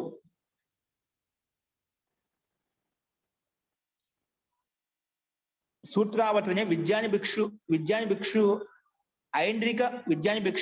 ఐంద్రిక ప్రత్యక్షస్య ఈశ్వర సిద్ధౌ అవ్యాప్తి దోషం నిరాకరోతి. ఈశ్వర సిద్ధౌ అవ్యాప్తి దోషం నిరాకరోతి. అవ్యాప్తి అంటే ఇక్కడ ఆ విజ్ఞాన భిక్షు భాష్యంలో ఐంద్రిక ప్రత్యక్షం అంటే ఇంద్రియం ద్వారా అయితే ప్రత్యక్షం అవుతుందో ఆ ప్రత్యక్షం. కాబట్టి ఇంద్రియం ద్వారా అదే ప్రత్యక్షం అవుతుంది అంటే ఈశ్వర ప్రత్యక్షం కావడం లేదు. ఎందుకంటే ఈశ్వర అత్యంత సూక్ష్మమైన మనకు కనిపించడం లేదు అన్నమాట. ఈశ్వర సిద్ధం అవ్యాప్తి దోషం. అవ్యాప్తి దోషం నిరాకరించడం కూడా, అందుకే వ్యాప్తించడం లేదంట. ఈ దోషం తొలగిపోవడం లేదన్నమాట. ఎందుకంటే లౌకిక ప్రత్యక్షం కనిపిస్తుంది, ఈశ్వరుడు కనిపించలే కానీ లేడు. కాబట్టి అవ్యాప్తి దోషం అవ్యాప్తి దోషం కోసం నిరాకరించడం కోసము ఈశ్వర నిషేధాత్, అందుకే ఈశ్వరుడే లేడు, ఈశ్వరుడే అస్తిత్వం లేదు, ఈశ్వర నిషేధాత్ అని చెప్పి అలా. అందుకే ఈశ్వర నిషేధాన్ని ఖండించినప్పుడు అక్కడ దోషం ఉండదు అన్నమాట. ఈశ్వరుడు ఉంటే మనకు అలా చెప్పుకోవచ్చు. ఎందుకంటే ప్రత్యక్ష పరిభాష ప్రకారంగా మనకు లౌకిక ప్రత్యక్షం అవుతుంది, ఆంతరిక ప్రత్యక్షం లేదు. లేదంటే దీన్ని బట్టి ఏమవుతుంది? ఈశ్వర నిషేధాత్. అందుకే ఆ వ్యాప్తి దోషాన్ని తొలగించడం కోసం ఏ సమాజం చెప్పడం? ఈశ్వర నిషేధాత్ అంటే ఈశ్వరస్య అసిద్ధే, ఈశ్వరుడికి సిద్ధే లేదు, ఈశ్వర అస్తిత్వం లేదు. కనిపించేదే మనకు ప్రత్యక్షమే, ఇది కనిపించేదే బ్రహ్మాండము. ఈ ప్రకృతికి అంటే అద్వితీయమైనటువంటి ఈశ్వర తత్వం అంటే ఏది లేదు అని అక్కడ వ్యాఖ్యానించారన్నమాట. ఇది చాలా ఆశ్చర్యంగా ఆయన ఇలా రాయడం, అది చాలా ఆశ్చర్యం అనిపిస్తుంది. ఆయన ఇంత అన్ని స్వీకరిస్తూ కూడా ఇక్కడికి వచ్చేసరికి ఇక్కడ స్వీకరించడం యుక్తి సంగతం కాదు. అవ్యాప్తి దోషం నిరాకరించడం కోసం ఈశ్వర నిషేధాత్ అని చెప్పి, ఈశ్వరం సిద్ధించడం అని చెప్పి నిషేధించామట. కానీ ఈశ్వర నిషేధం తస్య ఈశ్వరస్య సన్నికర్ష అజన్యత్వాత్ ఇది ఉక్త్వా. సన్నికర్ష అజన్యత్వాత్ అంటే సన్నికర్షం కలగడం లేదన్నమాట. అంటే అత్యంత సూక్ష్మ పదార్థం మీద సన్నికర్షం కలగడం లేదు, అంటే ఆ ప్రత్యక్షం కావడం లేదు. ఇది ఉక్త్వా పరంతు సౌక్ష్మ్యాత్ అనుపలబ్ధి. ఎందుకంటే అత్యంత సూక్ష్మంగా ఇక్కడ మళ్ళీ స్వీకరించాడు 190 సూత్రంలో. సన్నికర్ష అజన్యత్వాత్ ఇది ఉక్త్వా. ఇక్కడ ఏం చెప్పాడు? సన్నికర్షం కలగడం లేదు అంటే సంబంధం ఏర్పడడం లేదు సూక్ష్మ పదార్థం మీద, అంటే ఆత్మతత్వం మీద, పరమాత్మత్వం మీద. కాబట్టి ఈశ్వర అసిద్ధేహి, ఈశ్వరుడు లేడు, ఈశ్వర నిషేధాత్, ఈశ్వరుని నిరాకరించబడిన, ఈశ్వరు యొక్క సత్త నిరాకరించబడింది అని ఇక్కడ విజ్ఞాని భిక్షు భాష్యంలో ఇలా చెప్పబడింది అన్నమాట. కానీ మళ్ళీ సౌక్ష్మ్యాత్ అనుపలబ్ధి అని చెప్పి అదే విజ్ఞాని భిక్షు భాష్యంలో అక్కడేం వ్యాఖ్యానించాడు? సౌక్ష్మ్యాత్ అనుపలబ్ధి, అది అత్యంత సూక్ష్మంగా ఉంటుంది కాబట్టి ఉపలబ్ధి కావడం లేదు. ఇక్కడేమో స్వీకరిస్తున్నాడు. స్థూల ముందే చెప్పాడు ఇక్కడ ఈ భాష్యంలో, విజ్ఞాని భిక్షు భాష్యంలో ఈ సూత్రం మీద వ్యాఖ్యానంలో సన్నికర్ష అజన్యత్వ, సన్నికర్షం కలగడం లేదు. ఎందుకంటే స్థూల ప్రత్యక్షమే ప్రత్యక్షం అవుతుంది, సూక్ష్మ ప్రత్యక్షం కావడం లేదు, అది ఈశ్వర సిద్ధి లేదని చెప్పాడు.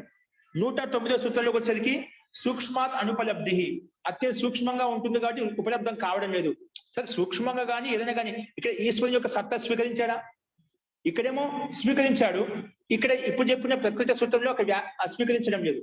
109వ సూత్రంలో, రాబోయే సూత్రంలో మాత్రము సూక్ష్మంగా ఉంది కాబట్టి ఉపలబ్ధం కావడం లేదు అంటున్నాడు. అంటే సూక్ష్మమైన ఏదో ఒక రకంగా స్వీకరించావు కదా, ఇక్కడ 109వ సూత్రంలో స్వీకరించినప్పుడు ఇక్కడ స్వీకరించడం ఎందుకు స్వీకరించడం లేదు నువ్వు? ఇక్కడ లౌకిక ప్రత్యక్షం ద్వారా ఏదైతే ప్రత్యక్షం అవుతుందో అదే ప్రత్యక్షం అంటున్నావు కదా. లౌకిక ప్రత్యక్షం ఆంతరిక ప్రత్యక్షం కూడా అవుతుంది, సూక్ష్మ పదార్థం కూడా ప్రత్యక్షం అవుతుంది, అది కూడా స్వీకరించవచ్చు కదా. 109వ సూత్రం ఏ విధంగా స్వీకరించావో సూక్ష్మాత్ అనుపలబ్ధి, అత్యంత సూక్ష్మంగా ఉండటం వలన ఉపలబ్ధం కావడం లేదు అక్కడ స్వీకరించావో, ఇక్కడ ఎందుకు స్వీకరించడం లేదు నువ్వు?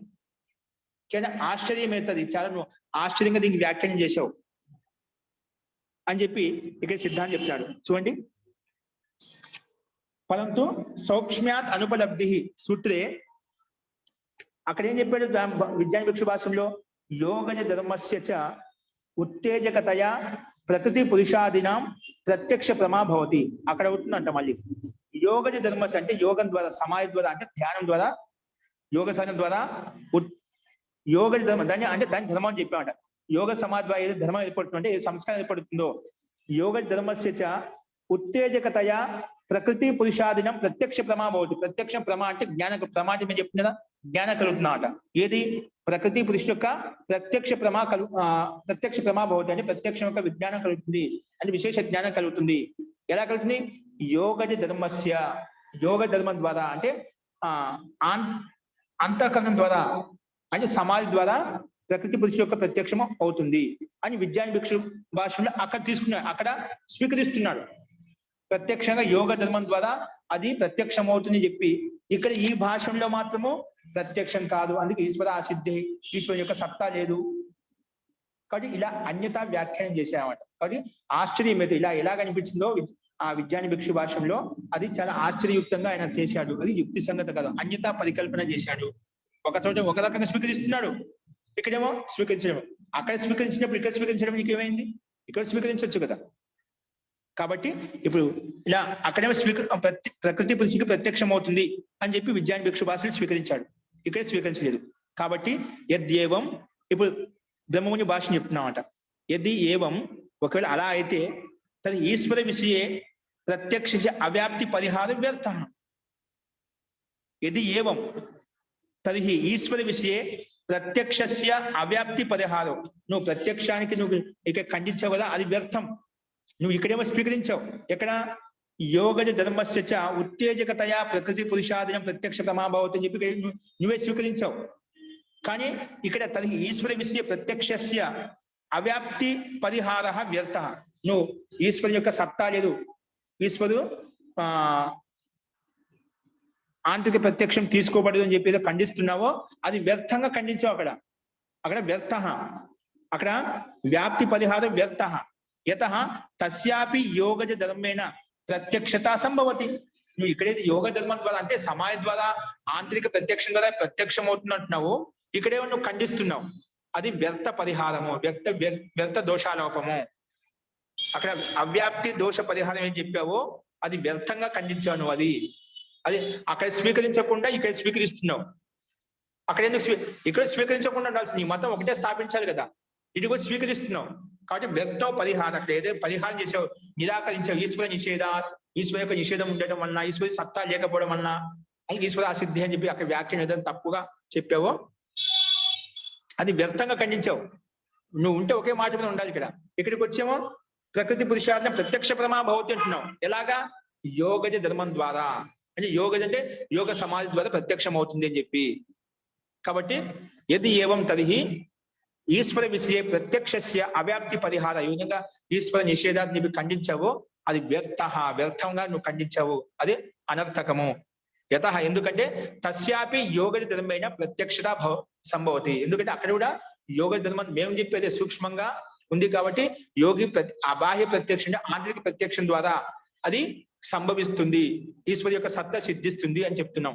అది కూడా ఇక్కడ సిద్ధిస్తుంది, ఇక్కడ తీసుకోవచ్చు. ఇక్కడ యోగ ధర్మం ద్వారా ఏ విధంగా స్వీకరిస్తున్నావో అక్కడ కూడా యోగ ధర్మం ద్వారానే అది ప్రత్యక్షం అవుతుంది, ఈశ్వరు యొక్క సత్తా, ఈశ్వరు యొక్క ప్రత్యక్షము స్పష్టమవుతుంది అని చెప్పి ఇక్కడ ఈ విజ్ఞాన భిక్షు అనిరుద్ధ వృత్తి భాషలో అయితే వాళ్ళు అన్యత వ్యాఖ్యానం చేశారో, సిద్ధాంతి అంటే బ్రహ్మోని భాషను దాన్ని నిరాకరించి ఇది యథార్థంగా అని చెప్పి వాళ్ళ దోషాలు వాళ్ళకి చూపిస్తూ ఇక్కడ ఈశ్వరు యొక్క సత్తా అస్తిత్వాన్ని ప్రత్యక్ష ప్రమాణిక పరిభాష ఏదైతే చెప్పామో అది పర్యాప్తము. యత్ సంబంధ సిద్ధం అనే సూత్రంలో ఏదో సామాన్య పరిభాష చెప్పాము, అక్కడ ఏ దాంతో సంబంధం ఏర్పడుతుందో జీవాత్మ అంతఃకరణం ద్వారా ప్రత్యక్షం చేసుకున్నప్పుడు ఆంతరిక ప్రత్యక్షం అవుతుంది, లౌకిక ఇంద్రియముల ద్వారా ప్రత్యక్షం చేసుకున్నప్పుడు లౌకిక ప్రత్యక్షం అవుతుంది. ఆ రకంగా రెండు గ్రహించబడతాయి, ఆంతరిక ప్రత్యక్షము తీసుకోబడుతుంది, బాహ్య ప్రత్యక్షము తీసుకోబడుతుంది. కాబట్టి ఆ పరిభాష పర్యాప్తము. దానికి పుష్టి కోసమే యోగినం అబాహ్య ప్రత్యక్షత్వ నా దోష లీన వస్తునం లబ్ధాతిశయ సంబంధాత్ లబ్ధాతిశయ సంబంధాద్వా అదోష. లీన వస్తు సంబంధం అనేది ఆత్మతో డైరెక్ట్ గా సాక్షాత్కారంగా ఉంటుంది, అది లౌకిక ప్రత్యక్షం అనేది ఆ వస్తుతో సంబంధమే ఉంటుంది. కాబట్టి ఈ రెండు సూత్రాలు కలిసి కూడా ఆ ప్రత్యక్ష ప్రమాణానికి లక్షణం ఏది చెప్పారు దాని పుష్టి కోసమే ఈ రెండు సూత్రాలు చెప్పబడ్డాయి. కానీ ఈ విషయంలో విజ్ఞాన భిక్షు భాషలో అనిరుద్ధ వృత్తి భాష ఏది చెప్పబడిందో అది యుక్తి సంగతం కాదని చెప్పి ఆయన చెప్పిన సిద్ధాంతాన్ని సూత్రం ఆధారం చేసుకుని అది ఖండించబడింది. ఈ రకంగా మనం ఈ సూత్రాన్ని మనం చూసాం. ఏమర్థమైందంటే యత్ సంబంధ సిద్ధం తదాకారోల్లేకి విజ్ఞానం తత్ ప్రత్యక్షం, ఈ పరిభాష పర్యాప్తము. ఇక్కడ ఈ యత్ సంబంధ సిద్ధం అన్నప్పుడు ఆంతరిక ప్రత్యక్షం బాహ్య ప్రత్యక్షం రెండు తీసుకోబడతాయి అని సిద్ధాంతి ప్రస్తావించాడు. ఇందులో దోష పరిహారం ఏదైతే చూపించాడో దానికి పరిహారం బ్రహ్మముని భాషంలో, ఇంకా సిద్ధాంతి కూడా దాన్ని ఖండించి దీనికి ఆంతరిక ప్రత్యక్షం కూడా కలుగుతుంది కాబట్టి ఈశ్వర సిద్ధి కలుగుతుంది అని చెప్పి మనకు ప్రత్యక్షం అవుతుంది. అస్తు, ఇంతవరకు మనము ఈ భాషను చూసామండి. ఇదే విషయంలో ఐశ్వర అసిద్ధేహి అని చెప్పి మనకు ఈ సూత్రం చెప్పబడుతుంది. ఎందుకంటే ఇప్పుడు చెప్పినదా యోగినం అబాహ్య ప్రత్యక్ష ప్రకారం అవశ్యం స్వీకార్యం. ఎందుకంటే యోగులకు అబాహ్య ప్రత్యక్షం ఆంతరిక ప్రత్యక్షం ఖచ్చితంగా స్వీకరించాలి. స్వీకరించినప్పుడు ఈశ్వరు యొక్క సత్తా అనేది మనకు సిద్ధిస్తున్నాం. ఆ బాహ్య ప్రత్యక్షం స్వీకరించే ఓన్లీ లౌకిక ప్రత్యక్షమే స్వీకరిస్తేనా ఈశ్వర అసిద్ధేహి. ఒక లౌకిక ప్రత్యక్షమే కంటికి కనిపించదే ప్రత్యక్షం అనుకున్నావు కూడా ఈశ్వరికి సిద్ధి కలగదు, నీకు ఎప్పుడు కలగదు అన్నమాట. ఈ జీవితంలో కాదు, ఏ జీవితంలో కలగదు. నువ్వు ఆంతరిక ప్రత్యక్షం స్వీకరించినప్పుడే ఈశ్వర యొక్క సిద్ధి కలుగుతుంది. కాబట్టి ఈశ్వర అసిద్ధి అని పూర్వపక్షి మతంలో సిద్ధించదు, నువ్వు అలా స్వీకరిస్తే గినా అని చెప్పి నెక్స్ట్ 9 సూత్రం రేపు చెప్పుకుందామండి. అస్తు. ఇప్పుడు చెప్పిన వరకు మళ్ళీ ఒక సందేహం చెప్పండి ఈ భాషలో. ఇక్కడ మీరు ముఖ్య తాత్పర్యం ఇంతవరకు భాష ఉండేదో కఠినంగా ఉంది అనుకోవద్దు, అదంతవరకు టికా టిప్పని. దాంట్లో ముఖ్య తాత్పర్యం ఏంటంటే ప్రత్యక్ష పరిభాష ఏదైతే చెప్పామో, ఏది సంబంధ సిద్ధం, ఏదైతే సంబంధం ద్వారా ప్రత్యక్షం అవుతుంది అది ప్రత్యక్షం అని పరిభాష చెప్పాం. ప్రత్యక్ష పరిభాషకి పూర్వపక్షి ఇది ప్రత్యక్ష పరిభాష పర్యాప్తం కాదండి, దాంతో లౌకిక ప్రత్యక్షమే అంటే ఇంద్రియాల ద్వారా ప్రత్యక్షమే, అదే ప్రత్యక్షం తీసుకోబడింది, ఆంతరిక ప్రత్యక్షం తీసుకోబడలేదు అన్నప్పుడు లేదంటే ఆంతరిక ప్రత్యక్షం కూడా తీసుకోబడుతుంది. దానికోసం 2 సూత్రాలు పుష్టికరంగా చెప్పాము అని చెప్పి సిద్ధాంతం చెప్పాడు. అంతవరకు దీని యొక్క తాత్పర్యం. ఆంతరిక ప్రత్యక్షం అవుతుంది, బాహ్య ప్రత్యక్షం. యోగులకు బాహ్య ప్రత్యక్షం ఎలా అవుతుంది, ఆంతరిక ప్రత్యక్షం కూడా జరుగుతుంది. కాబట్టి ఈశ్వర యొక్క సత్తా సిద్ధి మనకు కలుగుతుంది. కాబట్టి ఈశ్వర సిద్ధి ఆ సూత్రములు వ్యర్థం అవుతుంది. ఒకవేళ నువ్వు లౌకిక ప్రత్యక్షం అనుకుంటేనా, కంటికి కనిపించేది ప్రత్యక్షం అనుకుంటేనా ఈశ్వర యొక్క సిద్ధి అనేది కూడా అక్కడ దోషం వస్తుంది. ఆ సూత్రం మహర్షి కపిల్ ముని రచించే సూత్రంలో దోషం వస్తుంది. కానీ మహర్షి కపిల్ ముని అనీశ్వరవాది కాదు, ఈశ్వరవాదేనా. ఈశ్వర యొక్క సత్తా స్వీకరించడం కోసమే ఎంత చెప్పామన్నమాట. కాబట్టి చాలా మంది అనీశ్వరవాది సాంఖ్యకారులు అని చెప్తారు కదా, అది దోషయుక్తం అవుతుంది నువ్వు అలా స్వీకరిస్తేనా. కాబట్టి అలా కాదు అని చెప్పి ఇక్కడ మనకు ప్రత్యక్షంగా చెప్పబడింది. అస్తు. జీ ఇందులో ఒక సందేహం ఉందా?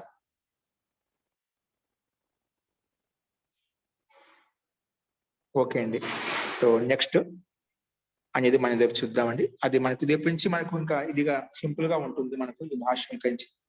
అంటే కొన్ని మధ్యలో వస్తుంటాయి, ఇప్పుడు అంత ఖచ్చితంగా ఉంటుంది. మీకు ఒక భూమికి ఒక బేస్ ఏర్పడింది కాబట్టి పెంచి మీకు అన్ని సులభంగా అర్థమవుతూ పోతుంటాయి. ఇంకా ఫస్ట్ అది రేపు చూద్దాం. ఈశ్వర యొక్క అసిద్ధి అనేది ఏ రకంగా వాళ్ళు పూర్వపక్షి ప్రస్తావించాడు, దానికి సిద్ధాంతం ఏ విధంగా సమానం చెప్పాడు అనేది రేపు చూద్దామండి. అస్తు. మంత్రపాఠ.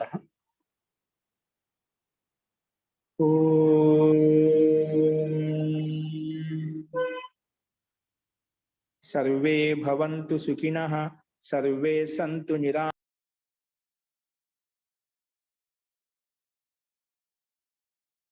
భవేత్. ఓం శాంతి శాంతి శాంతి. సర్వేభ్యో నమః. అందరికీ నమస్కారం అండి. ఓం నమస్తే మహోదయ. మహోదయ రేపు సెలవు కదండి, మహాశివరాత్రి కదా. రేపు సెలవు పెట్టుకుందామండి. ఓం నమస్తే సార్. రేపు సెలవు ఉంటుంది. రేపు ఉదయమే 7 గంటలకు యజ్ఞం ఉంటుందండి. ఎవరైతే అనుకూలంగా ఉండే వాళ్ళు మీరు యజ్ఞానుష్ఠానంలో పాల్గొనవచ్చు. 7 నుంచి 7:30 అంటే 8 వరకు ఉంటుంది. ముఖ్యంగా యజ్ఞం ఉంటుంది. సో అనుకూలంగా ఉండేవాళ్ళు మీరు దీంట్లో భాగస్వామ్యం కావచ్చు యజ్ఞానుష్ఠానంలో. సో రేపు మటుకు పాఠం ఉండదు, ఎల్లుండి యథావిధిగా మనం పాఠం చెప్పుకుందామండి. అస్తు. సో రేపు అనుకూలంగా ఉండేవాళ్ళు 7 గంటలకు ఉదయమే యజ్ఞానుష్ఠానంలో ఇదే లింక్ లో మీరు భాగస్వామ్యం కావచ్చు. అస్తు. నమస్తే మహోదయ. ధన్యవాదాలు. ఓం నమస్తే. ధన్యవాదాలు గురుజీ. ధన్యవాదాలు మహోదయ. నమస్తే ఆచార్య. జీ నమస్తే అండి.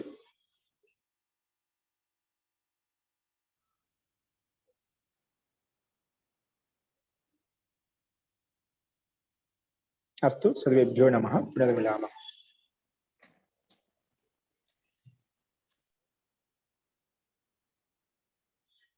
రేపు ప్రయత్నం చేయండి. ఉదయం 7 గంటలకే ఉంటుందండి యజ్ఞము. ఆ టైంకంతా వచ్చేసేయండి. రేపు క్లాస్ లేదా అయితే మహోదయ? ఏంటండి?